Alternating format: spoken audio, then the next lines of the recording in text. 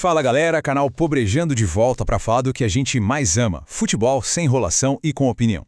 Já deixa o like, se inscreve e bora! E hoje a gente dá sequência à nossa série Heróis Improváveis, e dessa vez vamos contar a história do Nottingham Forest de 79, o time que operou um verdadeiro milagre inglês na Europa. Para a gente ter uma ideia do tamanho desse feito, vamos voltar só um pouquinho no tempo, beleza? Pensa só, 1977. O Nottingham Forest, cara, não era um time gigante, longe disso. Eles estavam ali batalhando na segundona inglesa, sabe? O sonho dos caras era só conseguir subir para a primeira divisão. E aí corta para 2 aninhos depois.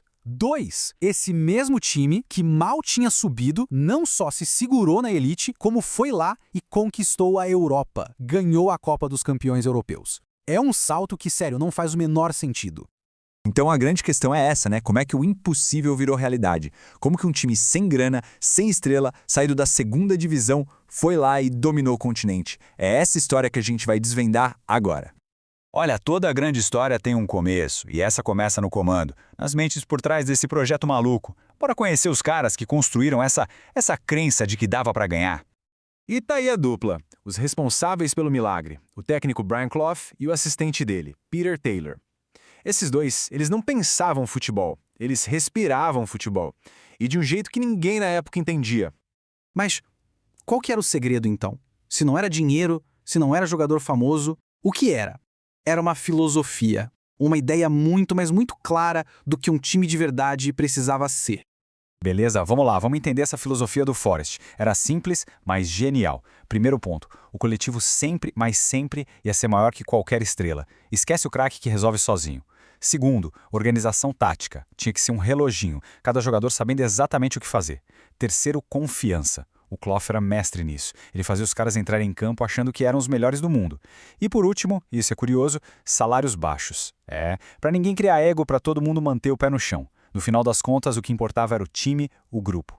E foi com essa cabeça, com essa mentalidade, que eles entraram na Copa dos Campeões. Uma jornada que, para todo mundo, já parecia impossível desde o começo. E, logo de cara, eles pegaram uma pedreira que parecia o fim da linha. Olha só esse contraste, que absurdo. De um lado, o Forest, acabou de subir da segundona, o azarão que ninguém dava nada por ele. E do outro, o Liverpool. Simplesmente o time a ser batido na Europa, bicampeão do torneio, uma máquina. Era literalmente Davi contra Golias. E o que aconteceu? O resultado simplesmente parou a Europa. O Forest não foi lá só para competir, não. Eles foram lá e ganharam. No placar agregado, 2-0. Eliminaram os atuais campeões logo de cara na primeira fase. Foi o recado mais claro possível. Esse time não tá de brincadeira. Depois de passar pelo gigante Liverpool, o caminho continuou difícil, claro. Eles passaram pelo AEK Atenas, da Grécia, depois pelo Grasshoppers, da Suíça, aí veio a semifinal contra o Colônia, da Alemanha. Foi um jogo tenso, dramático, jogo de nervos mesmo, mas eles conseguiram, carimbaram um passaporte para a final com uma vitória heróica fora de casa. E assim, depois de toda essa jornada improvável, eles chegaram lá, no maior palco do futebol europeu, a grande final em Munique. Era ali que a glória esperava por eles. Então, imagina a cena. Dia 30 de maio de 1979. Estádio Olímpico de Munique lotado. O adversário, o Malmo, da Suécia, que também era uma surpresa, vale dizer. Ali, naquele gramado, o destino ia ser escrito. Mas o Forest tinha uma carta na manga para essa final.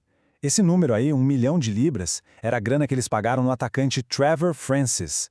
Foi a primeira vez na história que um jogador britânico custou tudo isso. Era uma aposta altíssima, né? Totalmente contra a filosofia modesta do clube. E, cara, como valeu a pena essa aposta? 45 do primeiro tempo. O jogo amarrado. Aí vem o lance que muda tudo. Um cruzamento na medida e o Trevor Francis aparece voando para cabecear para o fundo do gol. Naquele momento, a história era feita. E foi isso. Apito final, Nottingham Forest 1, Malmo 0. Acabou, aquele time da segunda divisão, o grande azarão, o milagre em pessoa, era o novo campeão da Europa. Uma campanha simplesmente impecável.